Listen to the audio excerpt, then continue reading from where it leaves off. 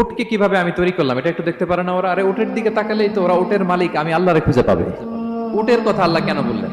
উট হচ্ছে এমন আজীব একটা প্রাণী যেটা প্রাণী বিজ্ঞানীদেরকে হয়রান করে দিয়েছে। আল্লাহু আকবার, আপনি অবাক হবেন উটের যে ফিচার আল্লাহ তাআলা দিয়েছেন। মক্কার লোকেরা উটের গোশত খাইতো, উটের দুধ খাইতো, উটের চামড়া দিয়ে দ্য ফাইনেস্ট লেদার তারা বানাতো, উটের উপর মাল নিয়ে বোঝাই করে এক প্রান্ত থেকে আরেক প্রান্তে পাড়ি দিত, নিজেরা উটের উপর রাইডিং করত।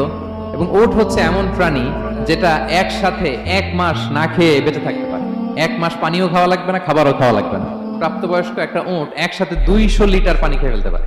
এবং উটের পেটের ভিতরে একটা স্পেশাল ওয়াটার চেম্বার আছে, ওই চেম্বারে রেখে দেয়, যখন লাগবে ওইখান থেকে নিয়ে নিয়ে বেঁচে থাকে। 1 মাস না খেয়ে বেঁচে থাকে কি করে? উটের পিঠে দেখবেন একটা কুজ আছে, এই পুরো কুজটা হচ্ছে চর্বির আধার। উটের যখন খাবার থাকে না মরুভূমিতে, মাসের পর মাস যখন চলে, ওই চর্বি থেকে এনার্জি নিয়ে সে মরুভূমিতে চলে, সে না খেয়েও বাঁচতে পারে। আমাদের চোখের মধ্যে যেমনি একটা পাপড়ি,